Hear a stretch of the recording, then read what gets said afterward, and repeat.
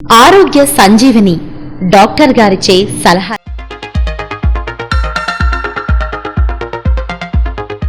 నమస్తే, welcome to our programme one TV health. ఈరోజు మనం చర్చించుకునే అంశాలు ప్రధానమైనటువంటి హెల్త్ ఇష్యూస్ ఏంటి? ఒబేసిటీ అంటే ఊబకాయానికి సంబంధించి. ఊబకాయం అనేది ఏ విధంగా వస్తుంది, ఎటువంటి లక్షణాలు కలిగి ఉంటారు, ఇవన్నీ మనం తెలుసుకోవాలంటే డాక్టర్ మధుబాబు గారిని అడిగి తెలుసుకుందాము. సో వారు ఇక్కడే ఉన్నారు. సో ఊబకాయం అంటే ఏంటి? సో ఫస్ట్ ఆఫ్ ఆల్ ఊబకాయం అంటే ఏంటి సార్ ఒబేసిటీకి సంబంధించి? సో ఊబకాయం అంటే మనం ఎత్తుకు తగ్గ ఉండాల్సిన బరువు కన్నా ఎక్కువ ఉండడమే ఊబకాయం. సో ఎత్తుకు తగ్గ బరువు ఉన్నామా లేదని ఎలా తెలుసుకుంటామంటే బిఎంఐ అంటే బాడీ మాస్ ఇండెక్స్ అనే ఒక కొలమానం ద్వారా. ఓకే, అంటే అది ఎలా మెజర్ చేస్తామంటే, ఒకటి మీ ఆన్లైన్లో క్యాలిక్యులేటర్స్ ఉంటాయి, సింపుల్గా ఆన్లైన్లో చూసుకోవచ్చు. లేదంటే మీరే క్యాలిక్యులేట్ చేసుకోవాలంటే మీ బరువుని కేజీలో కొలిచి, అంటే మనం 70 కేజీల వ్యక్తి 70 అనేది వాల్యూ, దాన్ని డివైడ్ చేయాలి మీ హైట్తో. ఏ విధంగా అంటే మీ హైట్ని మీటర్స్లో కన్వర్ట్ చేసి metre square, so KG by metre square కనుక వేసామంటే వచ్చే వాల్యూనే బిఎంఐ అంటాం. ఈ వాల్యూ మన ఇండియన్స్కి అయితే 18 నుండి 23 మధ్యలో ఉండాలి. దీన్ని ఐడియల్ వెయిట్ అంటే ప్రాపర్గా కరెక్ట్గా ఉన్నాము, మన ఎత్తుకు దగ్గర బరువు ఉన్నట్టు లెక్క. 23 దాటిందంటే దాన్ని ఓవర్ వెయిట్ అంటాము. 27 కనుక దాటిందంటే ఒబిసిటీ అంటాము, అంటే తీవ్రమైన ఊబకాయం. సో ఈ విధంగా మనం ఊబకాయాన్ని కనుక్కోవచ్చు. ఇదే కాకుండా ముఖ్యంగా మన ఇండియన్స్లో ఏంటంటే ఈవెన్ నార్మల్ వెయిట్ ఉన్నా కూడా, అంటే వారి బిఎంఐ 23 లోపల ఉన్నా కూడా కొంత ఊబకాయాన్ని మనం ఇంకో విధంగా డిటెక్ట్ చేయొచ్చు. ఏ విధంగా అంటే నడుము చుట్టుకొలత. సో బెల్లీ ఫ్యాట్ ఉంటే చాలా మంది సన్నగా ఉంటారు కానీ వారికి పొట్ట ఎక్కువగా ఉంటుంది, ఇక్కడ కొవ్వు పేరుకోవడం వల్ల వారికి బెల్లీ ఫ్యాట్ ఉంటుంది. సో ఇది ఎట్లాగో రికగ్నైజ్ చేస్తామంటే వారి నడుము చుట్టుకొలత, అది చూసే విధానం ఒకటి ఉంటుంది. నడుము చుట్టుకొలత కనుక ఆడవారిలో 80 సెంటీమీటర్ల కన్నా ఎక్కువ ఉన్న, మగవారిలో 90 సెంటీమీటర్ కన్నా ఎక్కువ ఉంది అంటే ఒబెసిటీ కింద లెక్క. సో వాటి లక్షణాలు ఏ విధంగా గుర్తిస్తారు మీరు? వాటి లక్షణాలు ఏ విధంగా ఉంటాయి? సో ఫస్ట్ ఆఫ్ ఆల్ మనము మన బాడీలో మనం లావు అవుతున్నాము, ఒబెసిటీకి గురవుతున్నాము అంటే ఆ లక్షణం ఫస్ట్ ప్రథమంగా ఏ లక్షణం మనకు వస్తుంది? లక్షణం అంటే అదే అండి, ఇప్పుడు మీరు ఒకటి బిఎంఐ ద్వారా మనం రికగ్నైజ్ చేసుకోవచ్చు. సిమ్టమ్స్ విషయానికి వస్తే ఒబెసిటీ వల్ల మోకాలు నొప్పులు కానీ, స్లీప్ యాప్నియా కానీ, స్లీప్ యాప్నియా అంటే రాత్రిపూట సరిగా శ్వాస ఆడకపోవడం, స్లీప్ డిస్టర్బ్ అవ్వడం, సో ఇటువంటి లక్షణాలు రావచ్చు. ఇంకా కొన్నిసార్లు సరిగా పని చేయలేకపోవడము, నీరసము, కొన్నిసార్లు నడిస్తే ఆయాసం రావడము, సో ఇటువంటి లక్షణాలు కొన్ని ఉండొచ్చు ఒబెసిటీలో. సో ఈ ఒబెసిటీకి సంబంధించి అంటే ఒబెసిటీ పేషెంట్కి గుండె సమస్యలు వచ్చే అవకాశం ఎక్కువగా ఉంది అంటారు. అవునండి, ఒబెసిటీకి గుండె వ్యాధులకి చాలా దగ్గర రిలేషన్ ఉంది. గుండె వ్యాధులు వచ్చే రిస్క్ చాలా ఎక్కువ అవుతుంది ఒబెసిటీ వస్తే. ఎందుకంటే ఒబెసిటీ వల్ల వచ్చే కాన్సిక్వెన్సెస్ కనుక మనం చూసినట్టయితే టైప్ 2 డయాబెటీస్, బీపీ, ఇంకా కొలెస్ట్రాల్ వ్యాధులు, సో ఇవన్నీ కూడా వచ్చే అవకాశాలు ఉన్నాయి. ఇంకా ఈవెన్ స్లీప్ యాప్నియా అంటే ఒబెసిటీ ఊబకాయంలో శ్వాస రాత్రిపూట సరిగా ఆడకపోవడం వల్ల దానివల్ల కూడా గుండె జబ్బులు రావచ్చు. సో ఒబెసిటీ రిలేటెడ్ కాన్సిక్వెన్సెస్ వల్ల ఫైనల్గా అన్నీ కూడా గుండె జబ్బులకు దారితీస్తాయి. ఓకే, అది సో దానికి సంబంధించి అది. తర్వాత ఇది అసలు యాక్చువల్గా ఈ ఒబెసిటీ ఊబకాయం ఎందుకు వస్తుంది అంటే మన బాడీలో ఏ లోపం వల్ల ఇది వచ్చే అవకాశం ఉందంటారు? ఓకే, ఇప్పుడు ఊబకాయం అనేది చూస్తే కారణాలు చూస్తే 90% ఆఫ్ ద టైమ్స్ ఎన్విరాన్మెంటలే ఉంటాయండి. ఎన్విరాన్మెంటల్ అంటే మన లైఫ్ స్టైల్ రిలేటెడ్గా ఉంటుంది. అంటే లైఫ్ స్టైల్ అంటే ప్రాపర్గా సరైన శారీరక శ్రమ లేకపోవడము, ఇంకా మనం తినాల్సిన దానికన్నా ఎక్కువ క్యాలరీస్ తీసుకోవడము, ముఖ్యంగా ఆయిల్ అండ్ కార్బోహైడ్రేట్స్ ఎక్కువ తీసుకోవడం. సో ఇటువంటి అబ్నార్మల్ డైట్ వల్ల ముఖ్యంగా junk food, oily foods, sweets, sugar ఉన్న సబ్స్టెన్సెస్, ఇంకా రైస్, ప్రాసెస్డ్ కార్బోహైడ్రేట్స్ అంటాం, రైస్, పాస్తా, మైదా, ఇటువంటి ఎక్కువ తీసుకోవడం వల్ల గ్రాడ్యువల్గా వెయిట్ పుటప్ అయిపోతాం. ఇంకా అంతేకాకుండా కావాల్సినంత శారీరక శ్రమ లేకపోవడం. ఇప్పుడు చూస్తే మనం మోర్ అండ్ మోర్ సెడెంటరీ అయిపోతున్నాం, ఎక్కువ కూర్చొని చేసే పనులే చేస్తున్నాం. ఏది చేయాలన్నా కూడా మనకు ఎలక్ట్రానిక్ గ్యాడ్జెట్స్ ఉన్నాయి, అన్నీ ఉన్నాయి. ఎక్కడికైనా వెళ్ళాలన్నా కూడా మనం నడకనే తగ్గిపోయింది. సో ఇటువంటి కారణాల వల్లనే ఇప్పుడు ఊబకాయం అనేది వస్తుంది. అండ్ ఒకప్పుడు సొసైటీ పరంగా చూసుకుంటే ఒకప్పుడు ఎప్పుడు లేనంతగా ఇప్పుడు బయట ఫుడ్ తింటున్నాం, జంక్ ఫుడ్ అంత అవైలబుల్కి వచ్చేసింది. ఇప్పుడు ఈవెన్ స్విగ్గీ, జొమాటో ఇవన్నీ వచ్చిన తర్వాత జస్ట్ ఒక చిటికి వేసినంత పని మనకు ఒక ఫుడ్ మనం ఇంటికి తెప్పించుకోవడం. సో ఇవన్నీ కారణాల వల్ల కూడా ఈవెన్ పెరగడం వల్ల కూడా Okay. పర్ క్యాపిటల్ ఇన్కమ్ పెరిగి స్పెండింగ్ పెరగడం వల్ల కూడా ఫైనల్గా మనం ఏం స్పెండ్ చేస్తున్నాం బయటకు వెళ్ళి అంటే జంక్ ఫుడ్ తెచ్చుకుంటున్నాం. మళ్ళీ బయటకి ఎక్కడికి వెళ్ళినా కూడా మనకు దొరికే జంక్ ఫుడ్. సో ఇవన్నీ కారణాల వల్ల మెయిన్గా ఒబిసిటీ వస్తుంది. 95% ఆఫ్ ద టైమ్స్ ఇవే ఉంటాయి కారణాలు. కొంత రేర్గా జెనెటిక్ ఫ్యాక్టర్స్ ఉంటాయి. అంటే పెద్దవాళ్ళు ఇద్దరు ఊబకాయలుగా ఉంటే పిల్లలు అవ్వచ్చు. వంశపారంపర్యంగా వచ్చే వ్యాధులు కొన్ని ఉంటాయి, అవి రేర్ అవి. And hormone problems, hormone imbalance వల్ల కూడా మీకు ఒబెసిటీ రావచ్చు. లైక్ హైపోథైరాయిడ్ వ్యాధిలో కొంత వెయిట్ గెయిన్ రావచ్చు. ఇంకా కుషింగ్ సిండ్రోమ్ అంటారు. కుషింగ్ సిండ్రోమ్ అంటే మన బాడీలో స్టిరాయిడ్ ప్రొడక్షన్ ఎక్కువ అయిపోవడం. మన బాడీలో కొంతవరకు కార్టిసాల్ అనే ఒక స్టిరాయిడ్ రెగ్యులర్ ప్రొడ్యూస్ అవుతూ ఉంటుంది. అది అవసరం మన బాడీకి. అది కనుక ఎక్కువ పరిమితికి మించి ఉత్పత్తి అయింది అనుకోండి, దాన్ని కుషింగ్ సిండ్రోమ్ అంట. అదొక రకమైన వ్యాధి. ఆ వ్యాధిలో తీవ్రమైన ఊబకాయం, అంటే వారి ముఖం వాపు వచ్చేసి ముఖం రౌండ్గా అయిపోవడము, మెడ వెనకాల ఉబ్బెత్తుగా ఉండడము, పొట్ట బాగా పెరిగి చారలు రావడము. సో ఈ విధంగా ఉంటుంది వారి ప్రెజెంటేషన్. సో ఈ కుషింగ్ సిండ్రోమ్ వల్ల కానీ ఇంకా కొన్ని చాలా రేర్ హార్మోన్ ప్రాబ్లమ్స్ వల్ల కూడా ఊబకాయం రావచ్చు. ఇదే కాకుండా కొన్ని రకాల శ్వాసకోశ సరిగా ఆడకపోవడం, స్లీప్ యాప్నియా వల్ల కూడా ఒబెసిటీకి దారితీస్తుంది. బట్ అదర్ వే రౌండ్ అంటాం, ఒబెసిటీ వల్ల స్లీప్ యాప్నియా వస్తుంది మోస్ట్ ఆఫ్ ద టైమ్స్. అదొకటి. అండ్ మందుల వల్ల కూడా కొన్ని రకాల మందులు అబ్నార్మల్గా అబ్యూస్ చేయడం వల్ల కూడా ఒబెసిటీ రావచ్చు. Like steroids. ఇప్పుడు చూస్తే మనం చాలా మంది నొప్పుల కోసం కామన్గా వారి దగ్గరలోని ఫార్మసీకి వెళ్ళి మందులు తెచ్చుకుని ఉంటారు. లేదా ఊర్లలో కొంతమంది క్వాక్స్ ఉంటారు, అంటే కొంత తెలిసి తెలియని వైద్యులు కొంతమంది ఉండొచ్చు. వారు కామన్గా స్టిరాయిడ్స్ ప్రిస్క్రైబ్ చేస్తుంటారు. ఇవి అప్పుడప్పుడు ఉపశమనంకి చాలా రేర్గా వాడుకుంటే పర్లేదు, కానీ రెగ్యులర్ వాటికి అడిక్ట్ అయిపోయి రెగ్యులర్ వాడడం వల్ల స్టిరాయిడ్స్ రెగ్యులర్గా వాడితే ఊబకాయం వస్తుంది. ఊబకాయం వల్ల మళ్ళీ ఇంకా మనం అనుకున్నట్టు అన్ని వ్యాధులు ఇంకా క్యూ కడతాయి. సో మీరు ఇందాక అన్నట్టు హార్మోన్ ఇన్బ్యాలెన్స్ వల్లనే ఈ ఊబకాయం వచ్చే అవకాశం ఉంది అంటున్నారు. ఇది కాకుండా ఇప్పుడు ఫుడీస్కు సంబంధించి ఇప్పుడు భోజన ప్రియులు ఉంటారు. సో మనం తినాల్సిన దానికంటే ఎక్కువగా ఫుడ్ బాగుంది అని చెప్పేసి ఎక్కువ తీసుకున్న దాంట్లో కూడా వాళ్ళకు కూడా ఊబకాయం వచ్చే అవకాశం ఉందంటారు దీంట్లో? డెఫినెట్గా అండి. ఫుడ్ ఎక్కువ తీసుకోవడం అనేది ఒబెసిటీకి ముఖ్యమైన కారణం. ఓకే. సో మనకు జనరల్గా మనకి ఎంత క్యాలరీస్ కావాలి అనేది ఒకసారి చూద్దాం. మనం మోడరేట్గా యాక్టివిటీ చేసేవాళ్ళు, అంటే ఇప్పుడు మనం జనరల్గా మనం అందరం కూడా ఒక రకంగా మోడరేట్ యాక్టివిటీ కానీ లో లెవెల్ ఆఫ్ యాక్టివిటీ కిందకు వస్తాం మనం. హై యాక్టివిటీ చేసేవాళ్ళు ఎవరంటే లేబర్స్ కానీ, ఇంకా బరువులు ఎత్తేవాళ్ళు, హమాలీలు, కూలీలు, అగ్రికల్చరల్ వర్కర్స్, వీళ్ళందరూ హై యాక్టివిటీ చేసేవాళ్ళు. సో ఈ మోడరేట్ అండ్ లో యాక్టివిటీ చేసే మనమందరికీ కూడా కామన్గా అవసరమయ్యే పర్ డే క్యాలరీస్ చూసుకుంటే 2000 నుంచి 2200 మధ్యలో ఉంటాయి. 2000 క్యాలరీస్ వరకు సరిపోతుంది మనకు. కానీ మనం ఇప్పుడు దొరికే ఫుడ్స్ తీసుకున్నామంటే ఒక సమోసా తింటేనే మనకు ఎంత లేదన్నా 600 నుంచి 700 క్యాలరీస్ వచ్చేస్తాయి జస్ట్ ఒక సమోసా తింటే. అదే ఒక కేక్, ఒక పిజ్జాను, ఒక బర్గర్ తీసుకుంటే ఎంత లేదన్నా మీకు 800 క్యాలరీస్ వచ్చేస్తాయి. ఫ్యాట్ కంటెంట్ ఎక్కువ ఉంటుంది. సో ఇటువంటివి మనం 2-3 తీసుకుంటే ఒక రోజులోనే, అంటే విత్ ఇన్ ఒక పూటలో మనం 2000 క్యాలరీస్ రీచ్ అయ్యే అవకాశం ఉంది. ఇది కాకుండా మనం రెగ్యులర్గా తినే ఫుడ్ అన్ని కలుపుకుంటే పర్ డే మనకు ఎన్ని క్యాలరీస్ తీసుకుంటామో చూస్తే ఎంత లేదన్నా 3000 క్యాలరీస్ ఈజీగా దాటిపోతుంది ఈ కాలంలో మనకున్న డైట్ని చూస్తే. సో ఒక విధంగా తీసుకుంటే ఇప్పుడు ఇంత కంటెంట్ లోపలికి పంపించేస్తున్నాం, ఇంత ఫ్యాట్ కంటెంట్ మనం తీసుకుంటున్నాం. సో రెగ్యులర్గా ఒక పర్సన్ ఎంత కంటెంట్ అంటే ఫ్యాట్ కంటెంట్ ఎంత తీసుకుంటే హెల్తీగా ఉంటారు? ఎంత తక్కువ తీసుకుంటే అంత మంచిదండి. జనరల్గా మేము చెప్పే లెక్కలు ఏంటంటే కార్బోహైడ్రేట్ అనేది ఒక 60 నుంచి 65% ఇంకా తక్కువ తీసుకున్న మంచిదే. ప్రోటీన్ అనేది 20 to 25% తీసుకోవాలని చెప్తాము. ఫ్యాట్ అనేది 15 to 20% తీసుకోమని చెప్తాము. ఫ్యాట్లో కూడా మళ్ళీ గుడ్ ఫ్యాట్స్, బ్యాడ్ ఫ్యాట్స్ ఉంటాయి. గుడ్ ఫ్యాట్స్ అంటే అన్సాచురేటెడ్ ఫ్యాట్స్ని గుడ్ ఫ్యాట్స్ అంటాం. ఇవి గుండె రక్తనాళాల్లో కొవ్వు పేరుకోకుండా చేస్తాయి.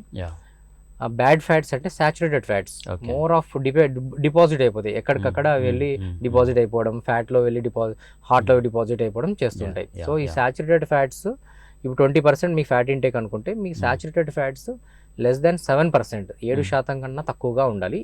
ఎంత తక్కువ ఉంటే అంత మంచిది బ్యాడ్ ఫ్యాట్స్. ఆ విధంగా ఫ్యాట్ కంటెంట్ మనం ఎంత లేదన్నా 10 to 15% వరకు తీసుకోవచ్చు. సో ఈ గుడ్ ఫ్యాట్స్. ఓకే. ఈ ఒబేసిటీకి సంబంధించి లేడీస్లో ఏ విధంగా ఉంటుంది? సో వాటి సమస్యలు ఏ విధంగా వస్తాయి? ఈ ఒబేసిటీ వల్ల లేడీస్ ఏమైనా సమస్యలు తెచ్చుకునే అవకాశం ఎక్కువగా ఉందంటారా దీంట్లో? ఒబేసిటీలో లేడీస్కి ప్రధానంగా వచ్చే సమస్య పీసీఓడి, ఓకే. అంటే మన ప్రెగ్నెన్సీ పరంగా పీరియడ్స్ పరంగా ఆలోచించినట్టు అవుతాయి. సో ఈ పీసీఓడి అంటే ఏంటో చూద్దాం. పీసీఓడి అంటే ఒబెసిటీ వల్ల వారిలో ఇన్సులిన్ రెసిస్టెన్స్ అనే ఒక ప్రాబ్లం వస్తుంది. ఇన్సులిన్ రెసిస్టెన్స్ అంటే మన ఇన్సులిన్ సరిగా పనిచేయకపోవడం. ఈ ఇన్సులిన్ రెసిస్టెన్స్ వల్ల హార్మోన్ వారి రెగ్యులర్ పీరియడ్స్కి సంబంధించిన కొన్ని హార్మోన్స్ ఉంటాయి. ఆ హార్మోన్ ఇంబ్యాలెన్స్ అవ్వడం జరుగుతుంది. ఆ హార్మోన్ ఇంబ్యాలెన్స్ జరగడం వల్ల వారికి పీరియడ్ సరిగా రాకపోవడము, ప్రెగ్నెన్సీ సమస్యలు, ఇంకా ఇంకొకటి కామన్ కంప్లైంట్ ఏంటంటే వారికి అన్వాంటెడ్ హెయిర్ రావడం. అంటే ఎక్కడైనా అంటే ఫేస్ మీద ఇంపాక్ట్ చూపించే అవకాశం ఎక్కువగా ఉందంటారా? అన్వాంటెడ్ హెయిర్ అంటే వారికి లిప్ మీద హెయిర్ రావడము, ముఖం మీద హెయిర్, బాడీ మీద హెయిర్, ఇట్లా అన్వాంటెడ్ హెయిర్ వచ్చే అవకాశాలు ఉంటాయి. హార్మోన్ ఇంబ్యాలెన్స్ వల్ల కూడా ఇది వచ్చే అవకాశం ఉందంటారు కదా సార్? ఈ అన్వాంటెడ్ హెయిర్ అది కామన్ గా పీసీఓడి వల్ల వస్తుందండి. ఇంకా కొన్ని రకాల హార్మోన్ ఇంబ్యాలెన్స్ అంటే టెస్టోస్టెరాన్ ఎక్కువ అయ్యే కొన్ని వ్యాధులు ఉంటాయి, దాంట్లో కూడా ఈ అన్వాంటెడ్ హెయిర్ రావచ్చు. ఓకే. సో ఇది దీనికి సంబంధించి అంటే ఇప్పుడు ఈ ఒబెసిటీ అంటే లేడీస్లో ప్రధానంగా తీసుకుంటే ఈ ఒబెసిటీకి సంబంధించి అంటే పిల్లలు కలిగే అవకాశం చాలా తక్కువ పర్సంటేజ్ అంటారు. మరి అది ఎంత మాత్రం నిజమంటారు దీంట్లో? చాలా తక్కువ అని ఏం కాదండి. వారికి ప్రెగ్నెన్సీ వచ్చే ఛాన్సెస్ అయితే డెఫినెట్గా అఫెక్ట్ అవుతాయి. ఓకే. బట్ దాన్ని మనం కంట్రోల్ చేసుకోవచ్చు. ఈ పీసీఓడికి చాలాసార్లు ఏం చేస్తుంటారంటే జనరల్గా వాళ్ళు ట్రీట్మెంట్ తీసుకుంటూ ఉంటారు. అంటే పీరియడ్ ప్రాబ్లం వచ్చిందంటే మంత్లీ పిల్స్ ఉంటాయి, అంటే హార్మోనల్ పిల్స్ ఉంటాయి, అవి తీసుకోవడం, పీరియడ్స్ వస్తూ ఉంటాయి, బాగుంది అనుకుంటుంటారు. లేదంటే అన్వాంటెడ్ హెయిర్ ఉందంటే ఏదో కాస్మెటిక్ ట్రీట్మెంట్ చేయించుకొని సరే ఇప్పటికే తగ్గిపోయింది కదా అంటే పైప్ ట్రీట్మెంట్స్ ఇవన్నీ. ఇలా కాకుండా మూల కారణం ఏదైతే ఉందో దాన్ని మనం అడ్రస్ చేస్తే ఆ కంప్లీట్గా పీసీఓడి నయం అవ్వడమే కాకుండా ఫ్యూచర్లో వారికి డయాబెటీస్, హైపర్ టెన్షన్, బీపీ ఇవన్నీ రాకుండా కూడా ప్రివెంట్ చేసుకోవచ్చు.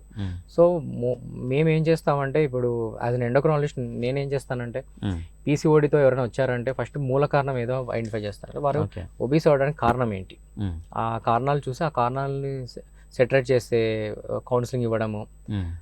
అప్పటికి కూడా వారికి ఇంకా ఒబేసిటీని వాళ్ళు సరిగా మేనేజ్ చేసుకోలేకపోతున్నారు, వెయిట్ తగ్గలేకపోతున్నారంటే చాలా అద్భుతమైన మందులు కూడా వచ్చాయండి. ఇప్పుడు సైడ్ ఎఫెక్ట్స్ లేని మందులు, బరువు తగ్గే మందులు కూడా ఉన్నాయి. అంటే ఎప్పుడు ఇస్తామంటే డైట్, ఎక్సర్సైజ్ చేస్తూ కూడా సాటిస్ఫాక్టరీగా మనకు రిజల్ట్స్ రాలేదు, వెయిట్ లాస్ రాలేదంటే కొన్ని రకాల మందులు కూడా ఉన్నాయి వెయిట్ తగ్గే విధంగా. ఎప్పుడైతే వారు వెయిట్ తగ్గారో వారికి హార్మోన్ ఇంబ్యాలెన్స్ అంతా సెట్ అయిపోయి పీరియడ్స్ సరిగా రావడము అండ్ వెయిట్ తగ్గగానే కన్సీవ్ అవ్వడము కామన్గా చూస్తుంటామండి. సో ఇప్పుడు హెవీగా ఒబేసిటీ ఉన్న ప్రాబ్లమ్స్ ఉన్న పేషెంట్కి ఎంత డోసేజ్ మెయిన్ అంటే ఇప్పుడు మెడిసిన్ మీరు ఇస్తారు, ఇప్పుడు కొత్త కొత్త మెడిసిన్స్ వచ్చాయని చెప్పేసి మీరు మాట్లాడుతున్నారు. సో దీనికి సంబంధించి ఏ మోతాదు ఇస్తే అది పర్ఫెక్ట్గా అది వర్కౌట్ అవుతుంది ఈ ఒబేసిటీ వాళ్ళకి అని చెప్పేసి ఏ మోతాదులో ఇస్తే? అంటే మోతాదు అంటే డిపెండ్స్ ఆన్ ద పేషెంట్ అండి. ఓకే. కొంతమందికి అంటే depends on the patient and depends on the వాళ్ళ బాడీ వెయిట్ బట్టి కూడా ఉంటుంది. ఓకే. మైల్డ్ ఒబేసిటీ అంటే ఒక మాదిరిగా ఒక మోస్తరుగా ఊబకాయం ఉందనుకుంటే వారికి అంత పవర్ఫుల్ కాకుండా ఒక మాదిరిగా ఉన్న టాబ్లెట్స్ ఇచ్చి ముఖ్యంగా వారిని డైట్ పరంగా, ఎక్సర్సైజ్ పరంగా మోటివేట్ చేస్తాం. కొంతమంది మార్బిడ్ ఒబేసిటీ ఉంటారు. మార్బిడ్ అంటే వారి బిఎంఐ 35-40 దాటిపోయి చాలా లావుగా ఉంటారు. వాళ్ళు ఈవెన్ కూర్చొని కూడా శ్వాస తీసుకోవడమే కష్టంగా ఉంటుంటారు. వారికి చాలా కొంచెం అర్జెంటుగా వాళ్ళకి ట్రీట్మెంట్ ఇవ్వాల్సిన పరిస్థితి. ఎందుకంటే వారికి చాలా రిస్క్, గుండె జబ్బుల పరంగా అన్నిటి పరంగా చాలా రిస్క్ ఉంటుంది. సో వారికి త్వరగా బరువు తగ్గే చర్యలు తీసుకోవాలి. కేవలం డైట్, ఎక్సర్సైజ్ సరిపోదు. కొంత మందుల రూపంలో కానీ అవి కూడా ఫెయిల్ అవుతే సర్జికల్ రూపంలో కూడా బేరియాట్రిక్ సర్జరీ అవసరమా లేదా అనేది కూడా కొంత డిస్కషన్ చేయాలి వాళ్ళతో. సో ఈ ఒబేసిటీ పేషెంట్స్కి మీరిచ్చే డైట్ కంట్రోల్ ఏ విధంగా ఉంటుంది? సో డైట్ కంట్రోల్ అంటే మెయిన్గా క్యాలరీస్ తగ్గించమని చెప్తాం. ఓకే. సో క్యాలరీస్ పరంగా ఇందాక మనం అనుకున్నట్టు పర్ డే మనం జనరల్గా రిక్వైర్మెంట్ క్యాలరీస్ 2000 క్యాలరీస్ సరిపోతాయి. సో మనకు బాడీ వెయిట్ తగ్గాలంటే క్యాలరీ డెఫిషిట్ క్రియేట్ చేయాలి. ఓకే. క్యాలరీ డెఫిషిట్ అంటే మనకు బాడీకి అవసరమయ్యేది మెయింటైన్ చేయడానికి 2000 అనుకుంటే మనం ఇన్పుట్ ఇచ్చేది 1600 క్యాలరీలో నిదానంగా తగ్గించుకుంటూ 1200 క్యాలరీ పర్ డేకి వచ్చామంటే ఆ డెఫిషిట్ని బాడీ ఏ విధంగా కాంపెన్సేట్ చేస్తుంది అంటే బాడీ ఫ్యాట్ని బర్న్ చేసి కాంపెన్సేట్ చేస్తుంది. ఇప్పుడు మనకు కావాల్సిన 2000 క్యాలరీలు, మనం ఇచ్చేది 1200 క్యాలరీలు అనుకోండి. ఆ 800 క్యాలరీలు బాడీ ఎక్కడి నుంచి తెచ్చుకుంటుందంటే మన బాడీ స్టోర్స్ ఉంటాయి ఫ్యాట్ రూపంలో. ఆ ఫ్యాట్ని కరిగించి ఆ 800 క్యాలరీ తనకు ఆ బాడీకి కావాల్సిన 800 క్యాలరీ తెచ్చుకుంటుంది. సో ఈ విధంగా మనం ఫుడ్ని లిమిట్ చేసామంటే క్యాలరీ ప్రధానంగా మనం ఎంత ఏ టైప్ ఆఫ్ డైట్ తినాలి, కీటో డైటా, ఇంకొక డైటా, లేదంటే మిల్లెట్ బేస్డ్ డైటా, ఇవన్నీ మాట్లాడుకున్నాం. ఫైనల్గా మీరు క్యాలరీ డెఫిసిట్ క్రియేట్ చేయాలి, క్యాలరీస్ తక్కువ తీసుకోవాలి. తీసుకున్నప్పుడు బాడీ ఆటోమేటిక్గా మీ బాడీలో ఉన్న ఫ్యాట్ స్టోర్స్ని కరిగిస్తుంది. అదొకటి. ఎక్సర్సైజ్ ఎలాగో చేసుకోవాలి. అండ్ ఈ క్యాలరీలో కూడా తక్కువ తీసుకోవడంతో పాటు ఎటువంటి క్యాలరీస్ తీసుకుంటాం అనేది ముఖ్యం. ఫ్యాట్స్లో గుడ్ ఫ్యాట్స్, బ్యాడ్ ఫ్యాట్స్ ఉంటాయి కదా, అందులో మనం గుడ్ ఫ్యాట్స్ చూస్ చేసుకోవాలి, బ్యాడ్ ఫ్యాట్స్ దూరంగా ఉండాలి. సో బ్యాడ్ ఫ్యాట్స్ అంటే ఏంటో చూద్దాం. బ్యాడ్ ఫ్యాట్స్ అంటే సాచురేటెడ్ ఫ్యాట్స్. అంటే మనకి ఎక్కడ దొరుకుతాయి ఇవి? ఈ మనం ఆయిల్స్, వంట నూనెల్లో బ్యాడ్ ఫ్యాట్స్ ఎక్కువగా ఉంటాయి. ముఖ్యంగా కొబ్బరి నూనె, పామ్ ఆయిల్, ఇట్లాంటి వాటికి కొంచెం దూరంగా ఉండాలి. అండ్ చీజ్, వెన్నె, మీగడ, నెయ్యి, ఇవన్నీ వీటన్నింటిలో సాచురేటెడ్ ఫ్యాట్స్ ఉంటాయి. బ్యాడ్ ఫ్యాట్స్, మంచిది కాదు బాడీకి, ఇవి దూరంగా ఉండాలి. అండ్ మనకు ఇంకా డీప్ ఫ్రైడ్ ఐటమ్స్ ఉంటాయి, బాగా దూరంగా వేయించిన ఫ్రైడ్ ఐటమ్స్, అన్ని ఈ డీప్ ఫ్రైడ్ ఐటమ్స్ కూడా మనం దూరంగా ఉండాలి. ఇంకా జీడిపప్పులు కానీ ఇంకా కొన్ని రకాల వాటిలో కూడా మనకు ఈ బ్యాడ్ ఫ్యాట్స్ ఉంటాయి. ఓకే, సో ఈ ఫ్యాట్ కంటెంట్ అనేది కూడా చాలా బ్యాడ్ ఫ్యాట్స్ తగ్గించి గుడ్ ఫ్యాట్స్ ని తీసుకోవాలి. సో గుడ్ ఫ్యాట్స్ గుండెకి మేలు చేసేవి. గుడ్ ఫ్యాట్స్ ని మనం omega-3 ఫ్యాటీ యాసిడ్స్ అంటాం. ఓకే, ఈ omega-3 ఫ్యాటీ యాసిడ్స్ ఎక్కడ ఉంటాయంటే మనకు కొన్ని రకాల సీ ఫుడ్స్ లో ఉంటాయి, కొన్ని రకాల చేపల్లో, ట్యూనా, మెక్కెరెల్, సాల్మన్ ఫిష్ అంటాం, అంటే సముద్రపు చేపల్లో ఉంటాయి omega-3 ఫ్యాటీ యాసిడ్స్. ఇంకా కొన్ని రకాల గింజల్లో కూడా ఉంటాయి, అంటే ఆల్మండ్స్ కానీ, సన్ఫ్లవర్ సీడ్స్, చియా సీడ్స్, అవిసె గింజలు, ఫ్లాక్ సీడ్స్, వీటిలో కూడా omega-3 ఫ్యాటీ యాసిడ్స్ ఉంటాయి. సో ఇది ఈ డైట్ కి సంబంధించి ఇది. అండ్ కార్బోహైడ్రేట్స్ విషయానికి వస్తే అందులో కూడా గుడ్ బ్యాడ్ అని మనం ఇంతకు ముందే చెప్పుకున్నాం. అంటే మనము ఫైబర్ ఉన్న కార్బోహైడ్రేట్స్ ఎక్కువ తీసుకోవాలి. మిల్లెట్స్ కానీ, బ్రౌన్ రైస్ కానీ, క్వినోవా కానీ, ఓట్స్ కానీ, జొన్నలు, గోధుమలు, ఇటువంటివి లిమిటెడ్గా తీసుకోవాలి. వెజిటేబుల్స్ ఎక్కువగా తీసుకోవాలి. వెజిటేబుల్స్లో కూడా ఉండేది కార్బోహైడ్రేటే, బట్ చాలా తక్కువ క్వాంటిటీలో ఉంటుంది. మోర్ ఆఫ్ ఎక్కువ శాతం ఫైబర్ ఉంటుంది. ఈ విధంగా తీసుకోవాలి. అండ్ ప్రోటీన్ అండ్ కార్బోహైడ్రేట్స్లో అత్యంత డేంజరస్ బ్యాడ్ కార్బోహైడ్రేట్స్ వచ్చేసి sugar, cool drinks, fruit juices, maida, ఇవన్నీ bad carbohydrates and dangerous carbohydrates. వీటికి దూరంగా ఉండాలి. అండ్ వైట్ రైస్ కూడా, బాగా పాలిష్ చేసిన రైస్ తీసుకోకూడదు. బ్రౌన్ రైస్ తీసుకోవచ్చు కొంత మోతాదులో. సో రెగ్యులర్గా ఇప్పుడు ఈ వైట్ రైస్ కంటే బ్రౌన్ రైస్ ఎక్కువ యూజ్ చేయడం వల్ల కూడా ఫ్యాట్ కంటెంట్ తగ్గించుకునే అవకాశం ఎక్కువగా ఉంటుంది. బ్రౌన్ రైస్ బదులు వైట్ రైస్ బదులు బ్రౌన్ రైస్ తీసుకున్న వారికి ముఖ్యంగా వారు క్వాంటిటీ కూడా లిమిట్ చేయాలి. బ్రౌన్ రైస్ తినచ్చు అన్నాం కదా అని ఎక్కువ శాతం తీసుకుంటే మరి ప్రయోజనం ఉండదు మనకు. బ్రౌన్ రైస్ కూడా లిమిటెడ్గా తీసుకోవడం వల్ల కొంత బెటర్ వాళ్ళకి. క్యాలరీ అనేది మనం లిమిట్ చేసుకోవచ్చు. ముఖ్యంగా డయాబెటీస్ పేషెంట్స్లో బ్రౌన్ రైస్ తీసుకోవడం వల్ల ఈ గ్లూకోజ్ స్పైక్ అంటాం, అంటే తిన్న వెంటనే బ్లడ్లో మన గ్లూకోజ్ ఎంత వేగంగా పెరుగుతుంది అనేది గ్లూకోజ్ స్పైక్, అంటే గ్లైసెమిక్ ఇండెక్స్ అంటాం. వైట్ రైస్ అయితే ఇలా వెంటనే పెరిగిపోతుంది, అది బ్రౌన్ రైస్ అయితే స్లోగా పెరుగుతుంది. దాన్ని గ్లైసెమిక్ ఇండెక్స్ అంటాం. ఈవెన్ మనం జొన్న రొట్టె తిన్నా, గోధుమ చపాతీ తిన్నా, ఈ ఓట్స్ తిన్నా కొంత స్లోగా పెరుగుతుంది గ్లూకోజ్. అలా స్లోగా పెరగడం వల్ల బాడీ దాన్ని తట్టుకోగలదు. ఒక్కసారిగా పెరిగిందంటే చాలా అనర్థాలు జరుగుతాయి. సో ఈ ఒబేసిటీలో మనకు పేషెంట్కి గ్లూకోజ్ ఏ శాతం ఉంటే వాళ్ళు కొంచెం లిమిట్గా ఉంటారు? ఒబేస్ అనే కాదండి, ఎవరికైనా కూడా బ్లడ్ గ్లూకోజ్ పరగడుపున 100 లోపల ఉండాలి. తిన్న 2 గంటల తర్వాత 140 లోపల ఉండాలి. 3 నెలల టెస్ట్ HbA1c చేస్తే 6.5 లోపల అని చెప్తాము, బట్ ఇంకా బెటర్గా 5.5 లోపల ఉండాలి. 5.6 to 6.5 కనుక ఉందంటే HbA1c ప్రీ డయాబెటీస్ అంటాం. 6.5 కనుక దాటింది, 6.5 దాటింది అంటే షుగర్ అంటాం. సో ఈ 5.6 నుంచి 6.5 మధ్యలో ఉన్నట్టయితే వీరు ప్రీ డయాబెటీస్ అంటాం. ఈ స్టేజ్లో డిటెక్ట్ చేయడం చాలా ముఖ్యం, ఎందుకంటే ఈ స్టేజ్ ప్రీ డయాబెటీస్ స్టేజ్లో కనుక మనం వీరిని డిటెక్ట్ చేస్తే మనం వారికి మందులు ఏమి ఇవ్వాల్సిన అవసరం లేదు. కేవలం డైట్ అండ్ ఎక్సర్సైజ్, అంటే మంచి ఎక్సర్సైజ్ అండ్ ప్రాపర్ ఫుడ్ తీసుకోవడం వల్ల, కొంత వెయిట్ లాస్ అవ్వడం వల్ల కంప్లీట్గా రివర్స్ అయిపోతుంది. అండ్ వారు డయాబెటీస్ రాకుండా కొంతకాలం అలా దాన్ని పోస్ట్పోన్ చేసుకోవచ్చు మనం. డాక్టర్ మధుబాబు గారు చాలా చక్కగా వివరించారు. Thank you sir, thank you so much. మీ విలువైన సమయాన్ని మా ఛానల్కు కేటాయించినందుకు మరొకసారి మా ఛానల్ తరపు నుంచి ధన్యవాదాలు తెలుపుకుంటున్నాను. థ్యాంక్ యూ అండి, ధన్యవాదాలు అందరికీ.